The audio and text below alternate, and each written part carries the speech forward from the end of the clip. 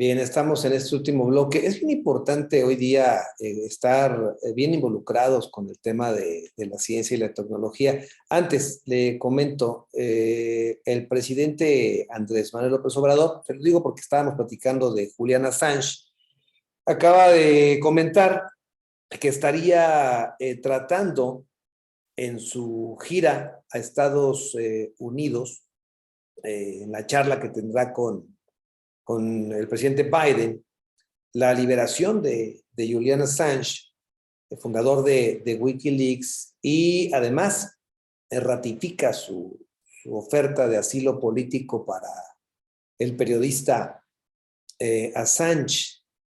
Hay que recordar que la justicia británica autorizó la extradición hacia Estados Unidos de Julián, y México ha otorgado, más bien ha manifestado públicamente en varias ocasiones su ánimo de defender los derechos humanos y la libertad de expresión, y ubican a Julian Assange como uno de los mejores periodistas en la actualidad en el mundo, y por eso la ratificación de otorgar el asilo político, y dice, refrendará la petición con Joe Biden en su próxima visita a la Casa Blanca. Interesante la postura de México.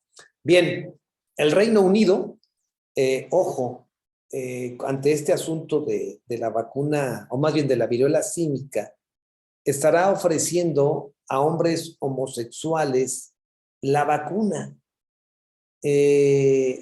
tanto a bisexuales como a bisexuales y gays, porque se ha detectado que digamos, la mayor posibilidad de que esta enfermedad genere un brote es a través de las relaciones, como le estoy comentando yo, entre hombres gays o bisexuales. La Agencia de Seguridad Sanitaria Británica emitió un comunicado en donde se tienen detectadas a varias parejas que participan en sexo grupal o van a lugares que ofrecen sexo en el local, y han detectado, han sido contagiadas por la vacuna símica.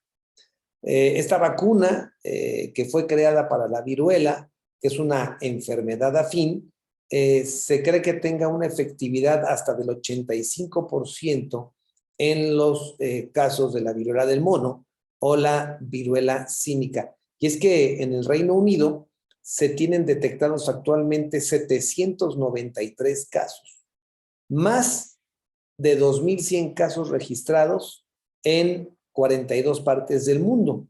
El Reino Unido tiene 793, o sea, sí es un tema muy, pero muy, muy alto el que se tiene detectado en la Gran Bretaña, y hay un porcentaje, digamos, importante de casos detectados en personas que practican, como ya le comenté, el sexo de esta manera. Así que alerta en el mundo por este asunto, no se puede soslayar y tenemos que estar atentos, porque recuerda que en Tamaulipas se tiene detectado un caso que se supone esto está controlado, pero al fin del camino es un asunto de salud internacional que no puede, ¿cómo se dice? Evitarse ni dejarse de abordar. Así que ahí estamos para lo que se tenga que detectar. Y creo que esto es un asunto bien, bien, bien importante que está tomando en consideración a pues aquí sí sería un grupo vulnerable, ¿no? Así tendríamos que observarlo y calificarlo. Así que estaremos muy, muy atentos. ¿Se acuerda usted de las famosas plazas médicas? Bueno, pues Zoé Robledo, que es el director general del Instituto Mexicano del Seguro Social, habían abierto una convocatoria o lanzado una convocatoria para reclutar y contratar médicos especialistas para casi 15,000 vacantes. Bueno, pues a la fecha solamente se registraron 4,944 solicitantes, es decir, el 41% de los necesarios para el país. Fíjese que esto fue bien importante porque cómo se criticó al presidente de la República cuando se comentó que se estarían contratando médicos especialistas cubanos. Bueno, pues ahí están. Se lanzaron 15,000 plazas y más de 10,000 fueron despreciadas. ¿Por qué? Pues porque el médico especialista quiere estar en el Ángeles o quiere estar en el Centro Médico Siglo XXI o en el Hospital General de Zona. Olvídense de ir a trabajar a la sierra o en condiciones, digamos, poco accesibles, ¿no? A las comodidades. Entonces, creo que después de esta, al presidente de México no le va a quedar, digamos, ningún crítico. Él dice, yo abrí las plazas para mexicanos, pero pues nuestros médicos especialistas simplemente ya o se inscribieron y no completaron su proceso o evitaron el obtener las plazas que después los dejarían en entredicho si se negaban a ocuparlo, ¿no? Bueno, pues ese es el tema. Lamentable porque sí creemos nosotros que eh, se, se necesita, se requiere atender este tipo de situaciones que pues hablan de la nobleza, ¿no?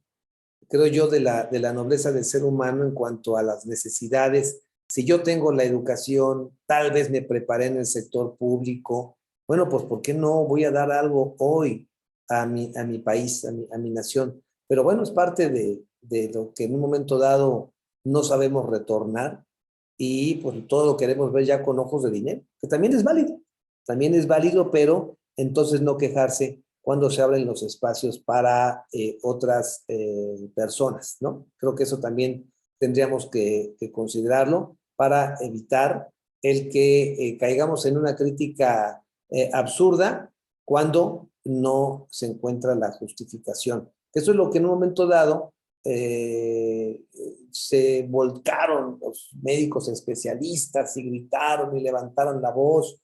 Y en verdad, a mí me pareció inclusive una postura, híjole, xenofóbica, racista, clasista, pero pues al fin del camino no se aprovechó como se debía y allí quedan ahora sí plazas, más de 10,000 que seguramente van a ser ocupadas en su momento y que bueno que así sea, independientemente del origen de los médicos que los decidan tener.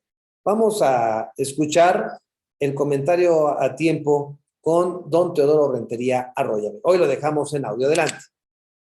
Radio escuchas de la República desde Libertas Comunicación, su amigo y servidor Teodoro Rentería Arroyave les saluda con el comentario a tiempo que se titula Colombia se suma a los gobiernos de izquierda.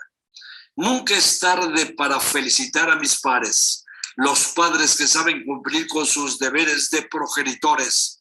Los domingos no se publica esta entrega y por ello esta referencia. Y también un recuerdo a todos los que moran en el éter eterno después de haber cumplido con esa alta misión de la paternidad. Aquí el comentario. Colombia, el país desde siempre gobernado por las oligarquías rupestres, explotadoras y despiadadas, cuyo ícono del mal es el sátrapa Álvaro Uribe 2002-2010, por primera vez en su histórico peregrinar gira a la izquierda. Gustavo Francisco Petro Urrego y Francia Elena Márquez Mina, activista ambiental y líder afrodescendiente, que formaron la fórmula triunfadora bajo el cobijo del pacto histórico, encabezarán como presidente y vicepresidenta respectivamente el futuro gobierno de avanzada. En efecto, Colombia se suma a los gobiernos de izquierda del continente y del mundo. Todo tiene una explicación y un porqué del comportamiento de los pueblos. El dominio de las oligarquías no puede ser para siempre, no debe ser para la eternidad, aunque lo crean estos iluminados de la mendacidad. La explicación es sencilla en palabras, pero brutal en los acontecimientos que dieron lugar al gran cambio, sobre todo con los gobiernos de Uribe y de su súbdito y discípulo Iván Duque 2018-2022, quienes agotaron el sistema opresivo que impusieron. Fueron dos factores los que generaron el cambio histórico en Colombia: los abusos del poder de la derecha aberrante, que provocó toda clase de protestas, y las correspondientes persecuciones, amenazas y vejaciones por parte de la autoridad envilecida. Fueron décadas insufribles, durante las cuales, como afirma la plataforma Periodistas en Español, la lucha electoral en Colombia estuvo marcada por la posición de los políticos con relación al conflicto armado interno entre guerrillas izquierdistas, las fuerzas del Estado, los paramilitares y la ayuda millonaria y de armamentos del exterior imperial. El primer escalón se logró con el acuerdo de paz firmado en 2016 con la mediación de Cuba, entre otras naciones, que precipitó las demandas sociales largamente postergadas.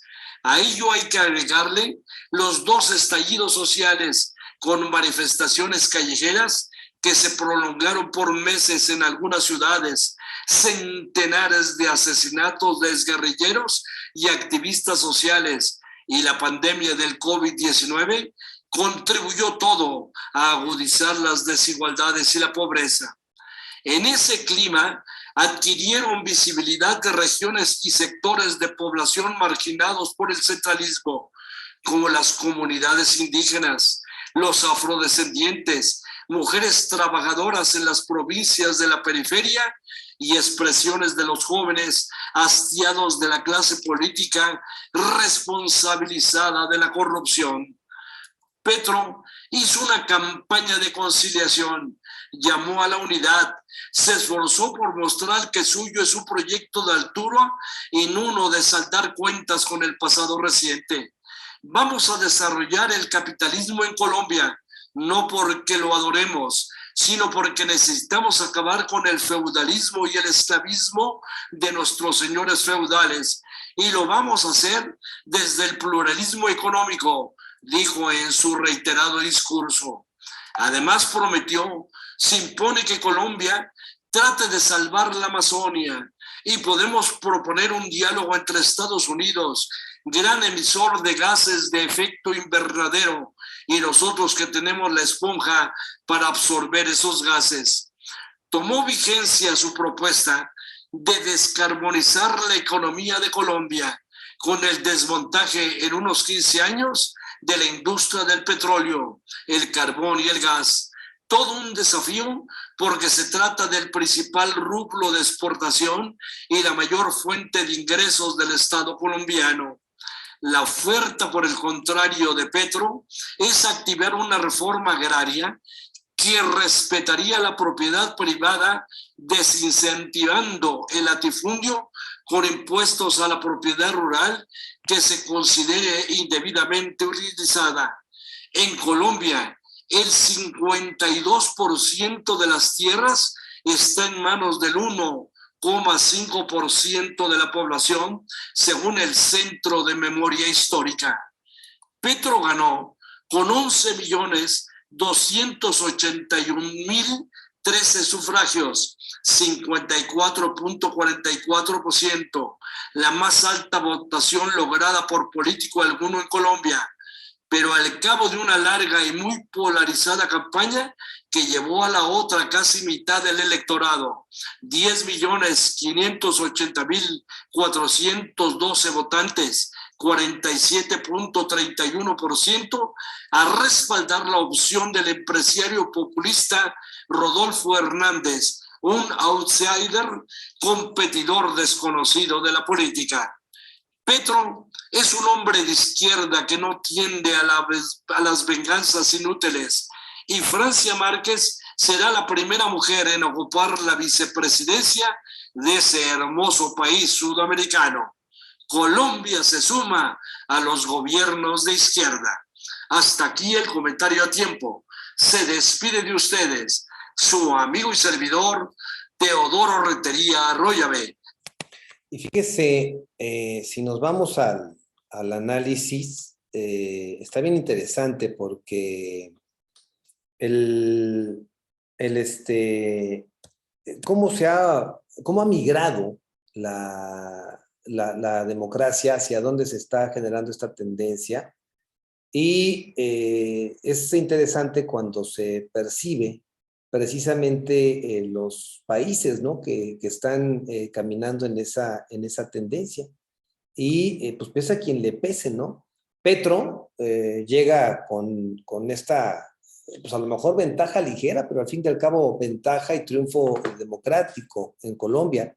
Alberto Fernández en Argentina. Andrés Manuel López Obrador, por supuesto, en México. Gabriel Boric, que también fue un triunfo importantísimo en segunda vuelta en Chile. Xiomara Castro, que logra el triunfo en Honduras. Luis Abinader, que logra lo propio en la República Dominicana. Nayib Bukele, en este caso, en un asunto bien interesante, que logra ganar las elecciones en un país que, bueno, en su momento tuvo guerrilla y tantas cosas tan desafortunadas, que lo logran ubicar como una persona muy joven, muy joven, y que llega, por supuesto, a la arena política en El Salvador. Pedro Castillo en el Perú. Esto es lo que hasta este momento se está viviendo. Gracias a todo el auditorio. Yo soy su servidor Teodoro Rentería Villa y les recuerdo, el conocimiento de las noticias acerca a las personas y a los pueblos.